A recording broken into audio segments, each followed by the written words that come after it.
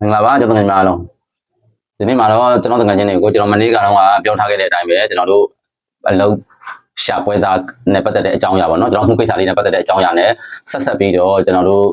့နောက်ကျွန်တော်တို့မြန်မာလူသမားတွေကျွန်တော်တို့ရွှေပြောင်းအလုပ်သမားဘဝလူချင်းတွေကျွန်တော်တို့အလုပ်ဆက်မှတ်တဲ့အခါမှာဘာတွေသိထားရမလဲဘာတွေပြင်ဆင်ထားရမလဲဘာတွေလိုအပ်လဲဆိုတဲ့အကြောင်းအရာကိုလည်းပြောမှဖြစ်တယ်ပေါ့နော်လိမ့်မခံရဘူးဆိုရင်ဆိုတော့ကျွန်တော်တို့မနေ့ကဖြစ်စင်မှာပါကျွန်တော်တို့ဒီမြန်မာလူသမားကျွန်တော်တို့ဒီဝက်ကေတုံကြီးရပဲကေတုံကြီးရပတ်ဝန်းကျင်ကအလုပ်သမားဒီအကုန်လုံးဆို9ဦးပေါ့နော်ထားမှာလက်ရှိမှာတော့တာဝန်ယူထားတာ9ဦးပေါ့ဒီ9ဦးကငွေကြေးလိမ့်လန်ခံရလိမ့်လေခံရတယ်ဆိုပြီးတော့ကျွန်တော်စီအကြောင်းကြားလာတယ်အကြောင်းကြားလာတဲ့ခါကျတော့ကျွန်တော်ကအရင်ဆုံးဒီအချက်လက်တွေကိုစစ်ခိုင်းလိုက်တယ်ပေါ့နော်စစ်ခိုင်းလိုက်တဲ့ခါကျတော့သူတို့ကဒီလုပ်ငန်းတစ်ခုမှာအလုပ်စမှတ်ပေးမှဆိုပြီးတော့ဒီတယောက်ကိုငွေကြေး9000ဒီလက်ခံထားတယ်ယူထားတယ်ပေါ့နော်ဒီလှုပ်ရှားပေးတဲ့ဖွဲ့သားကယူထားတဲ့ပုံမှာ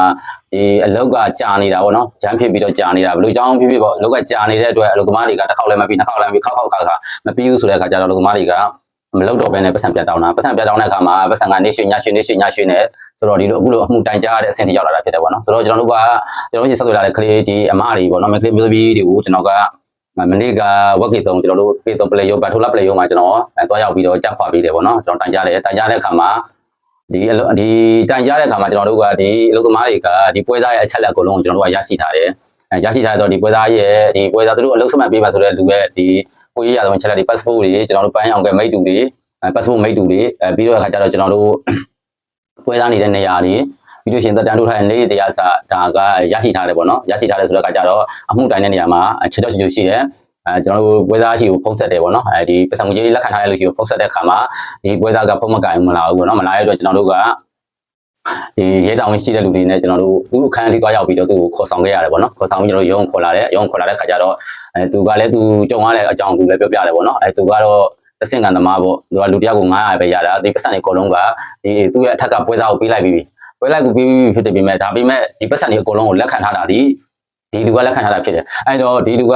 အမှုမဖြစ်ချင်ဘူးပြစ်ဒဏ်မကြချင်ဘူးဆိုရင်မင်းဆိုင်ရောမရောဘူးဆိုလို့ရှိရင်မင်းတရားဥပဒေရရှင်းရမှာပေါ့ဆိုတော့အဓိကကျွန်တော်တို့ကငွေကြေးလက်ခံထားတဲ့သူကလည်းကျွန်တော်တို့ကအဓိကပဲဟိုအပေါ်ကဆိုကြပါစို့သူ့အထက်ကပွဲသားကြီးကဒီငွေကြေးကိုသူကလက်ခံထားပြီးသူ့ကိုလုံးမပေးဘူးဆိုရင်ဒီလိုသမားတွေကိုသူကပြေလည်အောင်ရှင်းပြီးလို့မှသူကဒီအပေါ်ကကိုယ့်ဘောကပွဲသားကိုမတင်နိုင်ဘူးဆိုပြန်ပြီးကြက်ခွာပြန်ပြီးတရားဆိုအဲ့လိုတိုင်ကြပေါ့ဒီလိုမျိုးသားလည်းကျွန်တော်တို့ထိုင်းဥပဒေတိုင်းကဒီလိုလုပ်လို့ရတာပေါ့နော်ဆိုတဲ့အခါကျတော့သူရှိရပဲကျွန်တော်တို့ကငွေကြေးတောင်းတယ်ငွေကြေးတောင်းတဲ့အခါမှာအရင်ရက်ကဒီလူကသူပတ်စံမပေးနိုင်တဲ့အချိန်တုန်းကအလုပ်သမားတွေကိုထံကိုကျွန်တော်တို့ကဆိုင်ကယ်တစ်စီးပေးလိုက်သေးတယ်အဲ့ဆိုင်ကယ်တစ်စီးပေးလိုက်တဲ့ဥစ္စာကအပေါင်ပုံစံမျိုးပေါ့ခဏယာယီပေါ့ဒါပေမဲ့အဲ့ဆိုင်ကယ်ကလည်းကျွေးမကြည့်သေးတဲ့ဆိုင်ကယ်ဖြစ်တယ်အဲ့ဖြစ်တဲ့အတွက်ကျွန်တော်တို့ကလည်းဒီလိုကဘာတွေလက်ထက်ပါရေးချထားလို့မရဘူးပြဿနာတက်နိုင်တယ်ဒါကြောင့်မို့လို့ကျွန်တော်တို့ကအဲ့ဒီဆိုင်ကယ်ကြီးကိုပါတွန်းယူပြီးတော့ကျွန်တော်တို့ကေတုံပလေယုံမှာတွားရောက်အနှံပြီးတော့မှုတိုင်ကြခဲ့ခြင်းဖြစ်တယ်ပေါ့နော်ဆိုတော့မနေ့ကတော့ဒီတိုင်ရမှုနဲ့ပတ်သက်ပြီးမနေ့ကတော့ပတ်စံတဝက်ရတယ်တဝက်ရပြီးတော့ကျွန်တော်တို့ကဒီတလင်းငွေနေ့ကိုကျွန်တော်တို့ထက်ချင်းနေပေါ့နော်ဒါပေမဲ့ဒီပွဲသားလောက်တဲ့လူကနော်ပွဲသားပေါ်ဒီတာဝန်ခံထားတဲ့ငွေကြေးယူထားတဲ့ဒီအလုပ်ရှာပွဲသားကလက်ခံပေးထားတဲ့လူကဒီနေ့ကျွန်တော်တို့နေ့လေတနာရီမှာပဲငွေကြေးလာရောက်ပြီးတော့ထပ်ပြီးတော့ကျန်တဲ့ပတ်စံကိုလာပေးသွားရတဲ့အတွက်ဒီဘတ်ငွေ9000လုံးကိုဒီနေ့ရရှိတယ်ပေါ့နော်ဒီနေ့ရရှိပြီးတော့အလုပ်သမားတွေကလည်းအမှုကြေးပါတယ်ဆိုတော့ဒီလက်မှတ်ကိုထုတ်ပေးလိုက်တယ်ပေါ့နော်ဆိုတော့ကျွန်တော်တို့ကဒီနေရာမှာထပ်ပြောနေတာကဒီပွဲဒီကျွန်တော်တို့ရဲ့ငွေကြေးတွေကျွန်တော်တို့ပြန်ရပြီဒါပေမဲ့အဲ့ငွေကြေးတွေရတဲ့ပြောင်းမှာဒီပွဲသားကိုဒီငွေကြေးယူထားတဲ့လိမ့်တဲ့မှုနဲ့ကျွန်တော်တို့အမှုဖွင့်လို့ရသေးတယ်နော်ဒါပေမဲ့ကျွန်တော်တို့မလုပ်ဘူးကိုမြန်မာပြည်သားချင်းမှုလို့ကျွန်တော်မလုပ်ခဲ့ဘူးနော်ဒီအလုပ်သမားတွေကလည်းသူ့မှာလည်းသူမိသားစုရှိမယ်သူသားသမီးတွေရှိမယ်မလုပ်ချင်ဘူးသူတို့ပတ်စံပြန်ရရင်ကျင်း납ပြီဆိုပြီးတော့ကျွန်တော်တို့ကပတ်စံပြန်ရတဲ့အခါမှာအလုပ်သမားတွေကလည်းလက်မှတ်ထိုးပြီးတော့ကြေးပေးလိုက်တယ်ဆိုတော့ဒီနေရာမှာပြောပြချင်တာကကျွန်တော်တဆင့်ကန်သမားတွေပေါ့နော်ကိုကတဆင့်ကန်ပွဲသားဆိုရင်ကိုကတဆင့်ကန်ပွဲသားဆိုကိုဘောကလူကိုလည်းအယုံမလွယ်နဲ့အယုံလွယ်ရင်ကိုပဲခံရမှာဖြစ်တယ်အခုမှပွဲသားလောက်ကလည်းစဝင်မယ်ဆိုလို့ရှိရင်ဒီပွဲသားလုံးမဲ့လမ်းကြောင်းကိုတော့နားလည်ထားဖို့လိုတယ်အဲ့လိုမှမဟုတ်ရင်တော့သူများလှည့်ရခံရမှာဖြစ်တယ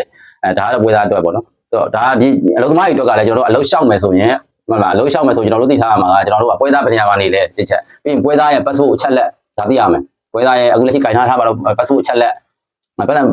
passport ချက်လက်မရဘူးဆိုလို့ရှိရင်ကျွန်တော်တို့ပန်းအောင်ကတ်တို့ဘာတစ်ခုကိုဒီလိုဟာမျိုးတွေရအောင်ယူထားရမှာပြီးရင်ပွဲသားနေတဲ့အိမ်ဘယ်ရက်ကွက်ဘယ်နေရာမှာဘယ်လိုနေတယ်ဒါတွေအကုန်လုံးကိုသိထားရမှာဟုတ်ကျွန်တော်အချက်လက်ရအောင်ယူထားရမယ်ဒါမှသာလေကျွန်တော်တို့ကတစုံတစ်ခုအမှားဖြစ်ခဲ့တယ်အခုလိုမျိုးတိတ်ဆောင်းပြီးတော့ကျွန်တော်တို့တိုင်ကြားတဲ့အဆင့်တွေမှာဖြစ်လာတယ်ဆိုရင်ကျွန်တော်တို့ကရဲရရှိတွေကိ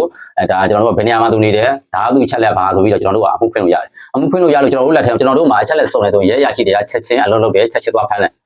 တကယ်လို့ကျွန်တော်တို့ကအချက်လက်လည်းမသိဘူးအခုနောက်ပိုင်းမှာဆိုဒီနေ့ပေါ့ဒီနေ့ပုံများတယ်ဒီနေ့ဟိုကျွန်တော်တို့ ဒီပွဲသားရနေပြီးတော့ဒီတော့ပွဲသားရနေကျွန်တော်ပတ်သက်ပြန်တောင်းပေးလိုက်တယ်ဆိုတဲ့သတင်းကသိတဲ့အခါကျတော့ကျွန်တော်ရှိမှာအကောက်တွေအများကြီးပဲကျွန်တော်တို့လာရောက်ပြီးတော့ပွဲသားလိန်ခံပြီးတော့ကိုကြီးလောက်ပြီးပါအောင်ကိုကြီးပါအောင်ကိုကြီးပါအောင်ကိုကြီးတဲ့နေရာမှာကျွန်တော်တို့ကအချက်လက်ပွဲသားကိုအလုပ်အပ်တဲ့ပွဲသားရဲ့အချက်လက်ကိုသိတယ်ဆိုရင်ကျွန်တော်တို့လုပ်လို့ရတယ်ပွဲသားချက်လက်ကိုပွဲသားဘယ်နေရာမှာနေမှမသိဘူးကျွန်တော်တို့ဟုတ်လားပွဲသားဘယ်လိုပဲဘာမှမသိကျွန်တော်ဖုန်းထဲကနေပြီးတော့ပဲကျွန်တော်တို့အလုပ်ဆက်မှတ်တယ်ဖုန်းထဲကနေပဲသိတယ်ဘာမှလည်းအချက်လက်မရှိဘူးဆိုကျွန်တော်တို့ကထက်တယ်ကျွန်တော်တို့ကဒီလူကိုဒါပေမဲ့ကိုတို့ကအရန်တိုင်ရင်ဆင်လို့ဒီပွဲသားကိုကျွန်တော်တို့ကတက်ခွာပြီးလို့ရှိရင်လည်း play ရုံးကကျွန်တော်တို့ဒီဟာအမှုတော့လက်ခံထားပြီးလိုက်မယ်ဒါပေမဲ့လုံးမလုပ်ဘူးဒါကနေချတယ်ဒီရဲရရှိတယ်လုံးမလုပ်ဘူးအချက်လက်မခံလုံးတဲ့ဟာဆိုသူတို့အဲ့စာတွေပုံထားတာပဲအဲ့တော့ကိုပစ္စည်းကိုမဆုံးရှုံးရတဲ့ကျင်ဘူးကိုရဲ့ချွတ်နေတာတွေမဆုံးရှုံးတဲ့ကျင်ဘူးဆိုရင်ကျွန်တော်အလုပ်စရတဲ့ကကိုအမှန်ပွဲသားအချက်လက်ကိုအကုန်လုံးသိအောင်ရင်လုပ်ထားပြီးဆိုတော့မှကျွန်တော်တို့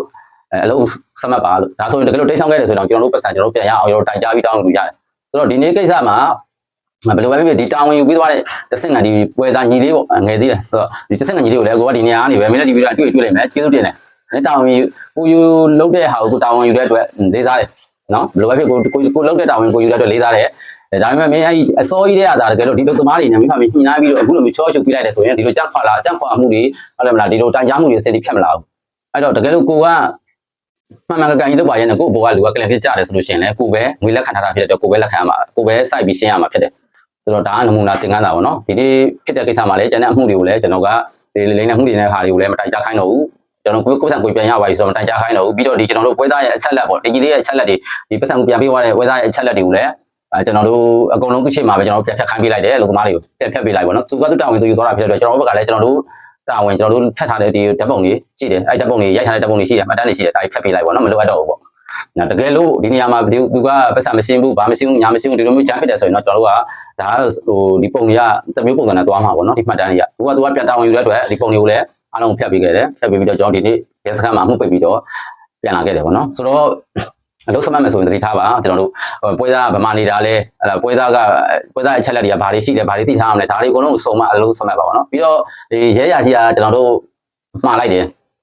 ရဲရရှိကမှားလိုက်တယ်ဘာမှားလိုက်လာလဲဆိုတဲ့အခါကျတော့ကျွန်တော်တို့မင်းတို့မြန်မာတွေကတဲ့အလုပ်သားမရှိတာတဲ့ပတ်စံကတအားပေါ်တယ်လူတယောက်ကို9000ပေးပြီးစမှတ်တယ်ဆိုတော့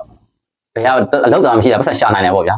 စမှတ်ကြီးမရှိစံများတယ်ပေါ့နော်တို့ကပြောတာအဲ့ဒါဆိုတော့ငါတို့ကလုပ်စမှတ်ပေးမယ်လို့ငါလှုပ်ရှားပေးမယ်မင်းတို့လုပ်မလားတဲ့ဆိုတာအဲ့လိုပြောတယ်ပေါ့ဗျာဆိုတော့ဘာဖြစ်လို့အယုံလွယ်လဲပေါ့ပြီးတော့လူတယောက်ကိုကြည့်ပေါ့ဟောမှာဒီလူကနိုင်သားရုပ်ပေါက်လားတထေးရုပ်ပေါက်လားဘာမဟုတ်ရင်ဘာရုပ်ပေါက်လဲပေါ့သူကတော့အဲ့လိုပြောတာကိုက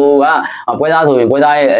ပုံမှန်တဲ့ရှိရမယ်ပေါ့ကိုအဲ့လိုက်တဲ့လူကတစ်ခါတလေမှသူပြောတာသူပြောတဲ့အတိုင်းကျွန်တော်ပြန်ပြောပြရနော်စေသမားရုပ်ဘေးသမားရုပ်ဆိုလို့ရှိရင်ဟောတဲ့အဲ့ဒါဆိုရင်တော့စမှတ်ရတာပဲလားတဲ့သူကအဲ့လိုပြောတယ်ဆိုတော့ကျွန်တော်မိတ်ဆွေတွေအလုပ်စမှတ်မစမှတ်ခင်တတိချာလေးလေ့လာပေါ့ဗျာလေ့လာပြီးတော့မှအချက်လက်ခိုင်လို့ပြီးဆိုမှအလုပ်စမှတ်ပါလို့ပြောချင်ပါတယ်ဟုတ်ကဲ့ကျေးဇူးတင်ပါတယ်ကျွန်တော်ချင်မထပါ